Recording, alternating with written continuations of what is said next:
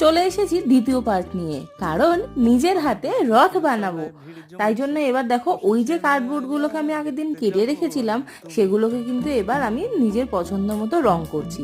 যেহেতু কাব্যবাবুর এবার প্রথমবার রথ, আর কাব্য সাইজের রথ তো আমি সেরকম পাইনি, আর ও এখন হাঁটতেও শেখেনি, তাই ও কিন্তু এই রথটা টানবে।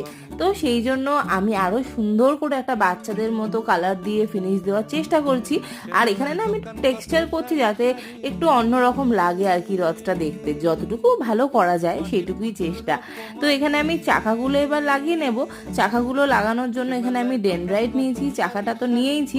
এবার দেখো, চাকাটা ঢুকিয়ে আমি একটা এরকম কার্ডবোর্ড, যেগুলো ছোট ছোট পিস করে কাটলাম, সেইগুলো আঠা দিয়ে লাগিয়ে ফিক্স করে নেব। তার জন্য আমি ফেভিকুইক নিয়েছি, এই যাতে চাকাগুলো বেরিয়ে না আসে। আর এখন দেখো, একদম পুরো রেডি হয়ে গেছে আমার রথের বেসটা। বাকিটা কি করে তৈরি করব দেখতে পাবে পরের ভিডিও।